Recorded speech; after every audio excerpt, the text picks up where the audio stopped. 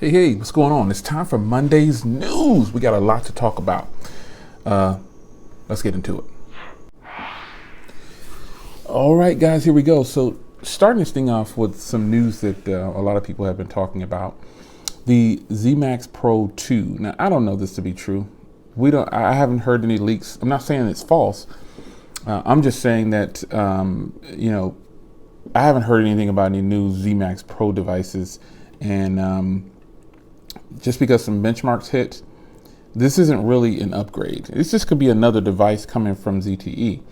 Yeah, it's a 6-inch display, 1080p, but it still got 2 gigs of RAM. The only thing that was changed was the Snapdragon 625. I would hope that, that's not the move.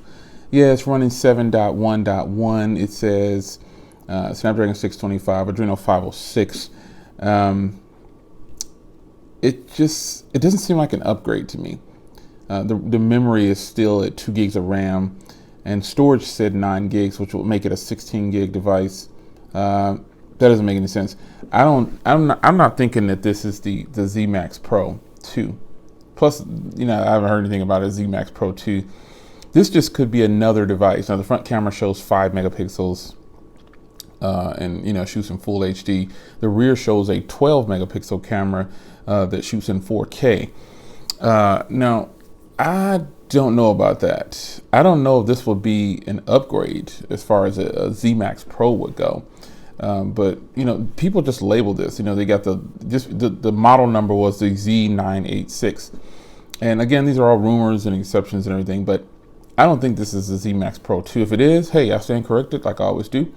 But this is kind of a downgrade, because the ZMax Pro has 32 gigs of RAM. Yeah, current one has 32. Yeah, 32 gigs of RAM with 2 gigs of 32 gigs of memory with 2 gigs of RAM. I don't think they would downgrade it to a 16 gig memory. That would be a horrible mistake, just based on the success that the ZMax Pro currently has. Why would you drop the memory to 32? This just could be another device. It could just be another device that we just don't know about. So, ZMax Pro fans, I doubt that that's the ZMax Pro 2. Because if it is, I don't want to purchase it, not with 2 gigs of RAM and 16 gigs on board. I don't think ZTE would do that. Yeah, these are just assumptions. Moving on. The BlackBerry KeyOne. The BlackBerry KeyOne is a device, believe it or not, a lot of us have been waiting on. Granted, I don't want to spend that money on there, $550, but sometimes you got to do what you got to do. You got to pull the trigger on certain phones. If I can pull the trigger on other phones, I can pull the trigger on the KeyOne. Unfortunately, there's some rumors that hit 3 days ago, about it being delayed until May. And so how true this is, I have no clue. But I will tell you that if it is delayed until May, it's already been too long. They should have put that thing out for sale already. So that's already a mistake right there with it not being on sale already, because, it's going to be fighting with the likes of phones like this, which are just $100 more and offer more. But I don't know.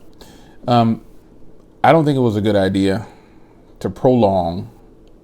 If that's the case, I mean, these are just rumors, but maybe TCL is having some problems with production. We don't know. These rumors came out, and May is a mighty long ways away, and BlackBerry can't afford to do that. They can't afford to have the phone skating around. I mean, it's got good hardware. It's still just an Android phone, and at $550, they were already pushing the envelope by doing that. So I don't think it's a good idea that BlackBerry even attempts to wait that long. They're already pushing the envelope, so they better come on with it. And if they do wait until May, they better bring that thing out with a $350 price tag. Seriously, there's no other way to say it. They can't afford to have this long wait. Just can't do it. They can't do it. Moving on. Moto G5 Plus. The Moto G5 Plus is now officially for sale, and that's a phone that you should buy. Not telling you to buy it, but if you're on the market for a phone, I've got some more camera samples coming up, and I've also got a full review coming up soon. But you definitely should consider buying the Amazon version of the Moto G5 Plus. If you can go with the 4 gig version, definitely get it for $239. That's a great deal. Even at $185, you know, the lower model of it, still a great deal. And the reason I say go with the Amazon version is because it's got a few ads on the lock screen. That's all it's got. It doesn't interfere with performance or anything at all. So, I mean, I don't have the ads version, but I plan on picking that one up. Because you know, I could save $70. You know, why wouldn't I? But I would definitely recommend, if you have Amazon Prime, to go ahead and pick up that version. I think you'll be really happy with it. If not, get the unlocked version. It's totally worth it. Because I guess another reason we get the fully unlocked one without ads is because of the bootloader. If you're a person who likes to root and all that stuff, supposedly you can't unlock the bootloader on the Amazon one. So I don't know. I don't root anymore and doing that stuff. So, but the Moto G5 Plus is on sale through Motorola, and there's one carrier selling it. Let me see who that carrier is. Republic. What is it? Republic Wireless is selling it. They have the 32 and the 64. I would tell you to opt for the 64. Even though it has a memory card, just opt for the 64. It's going to totally be worth it. That way you don't even have to use a memory card if you don't want to. But Republic Wireless is selling it for $14 a month or $18 a month. And they have both colors. So I think that's a good look. That's a really good look. Yeah. That's a good look. Moving on. So now, the T-Mobile version of this phone right here has an update.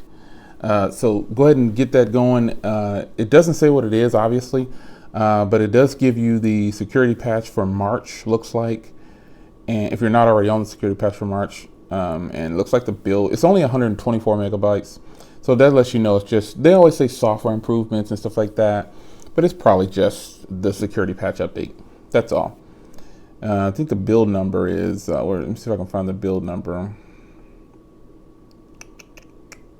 NRD90U. Software is H8721OE. So if you have a T-Mobile version of this phone right here, go ahead and do your update. You got something waiting for you. So next thing on the chopping block is something that this phone is just get talked about. The hype is real right now. This is how it is. When a phone is new,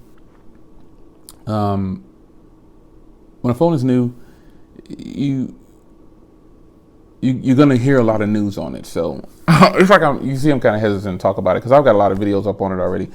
But the Galaxy S8, this time it's on Sprint. You can save $30 by getting it through them. You know, they still have that free bundle and all that thing. So that's that for that. Now, overall, man, a lot of people have been talking about what's next, Jay? What's your next video? Yada, yada, yada. I feel like I've got a lot of videos coming on things that you might want to hear about, you might not want to hear about. I am investing in 2 phones that are not in the US, and I'm excited about them. I'm looking for a Sony device. I'm trying to pick up a Sony device, and I'm also trying to pick up another Samsung device. Now I can go ahead and pull the trigger on these phones. I'm just kind of weighing it out, you know, because when you got phones like this, you know, I got the S8 coming, then I've got 2 of these right here. I've been using the unlocked version. I like the unlocked version. There's nothing different about it. I just use the unlocked version. But I've got the T-Mobile version. I got my new tempered glass on here. No video or anything. Just decided to just put it on, you know. Maybe I don't know. It's just a tempered glass, you know. But, you know, there's some phones. It's like there's a lot of good phones out there that are just not getting the recognition in the U.S. And I wish companies like Sony would try to plant their feet back in the U.S. really hard. Because right now, you've got folks like, oh Lord.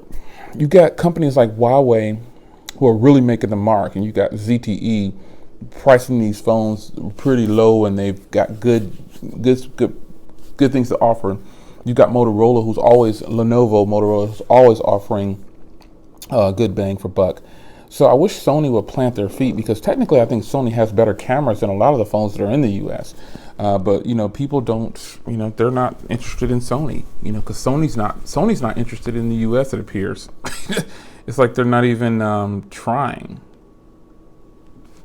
That's scratch me. Oh, I got a piece of hair under there. Man, it sucks. I got a piece of hair under my temper glass, but I'm not getting ready to take it off. I just have to have a piece of hair under there.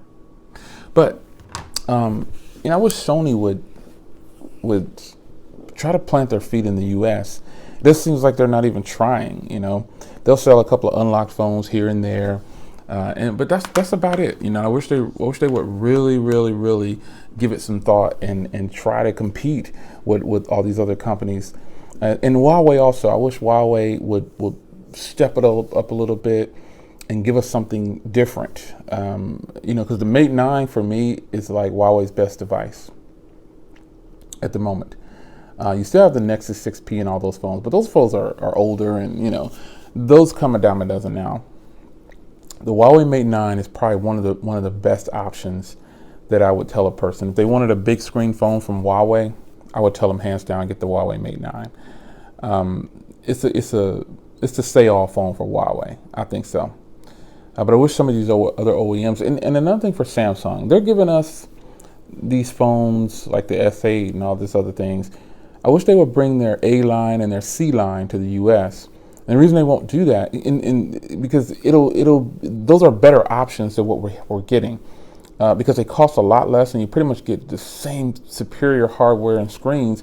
All their phones have their Super AMOLED technology, whatever, but there's more options in the A line and C line, and they cost like half the cost or less. And I just feel like the U.S. is kind of getting cheated. We all, people overseas say, "Well, we didn't get that phone," but I think there's a lot of, in some situations, like, I won't even see the G6 in the UK. I won't see the G6 in Australia. That's true. You guys probably won't see a lot of the devices, but I think a lot of places other than the U.S. have way better options. Like, look at their A line and look at their C line. They cost a heck of a lot less, and they're actually really good. The hardware looks amazing. You're getting probably the same stuff, like waterproofing for people that are interested in that, good cameras. You're not getting Quad HD displays on everything, but those 1080p displays are coming with some big batteries, which means it's going to equate to some great battery life. Also, they're using the Exynos processors in pretty much all of those phones, which again should turn and equate to some great battery life. So that's just my thought, my take on it at this point. I want some of these other OEMs to do something different. Don't switch it up. Like, there's no reason why Samsung is releasing the Exynos version of their phones over there and the Snapdragon versions over here. The reason is money and contracts, but if they use their own processor, it'll be better. It'll be better for all of us, but they don't care about us like that, right? Monday's news. Be sure to join me tomorrow for Tuesday's podcast. It is April 3rd, and April 4th will be good for the podcast. Hopefully, I might have some guests on the podcast soon. I don't know yet. But what are you looking forward to some of these OEMs to do? Like, Samsung's like one of the primary OEMs. I'm not going to talk about the iPhone X or whatever it's called, because it doesn't exist. Excuse me. Whew, sorry, guys.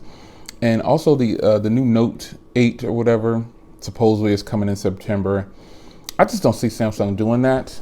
But if they do, I'll be excited. And also the Note 7 refurbished devices are supposed to come to the US, even though they say they're not. Samsung will probably sell them through their website, and I will be buying it probably. If they sell them through their website at a decent price, I will get it. So Monday's news, I'm all for it. What do you guys think? Leave a comment down below. What do you think about the BlackBerry, the ZTE, the Moto G, the LG? It's a lot of them, right? I'll see you guys in the next video. Take care.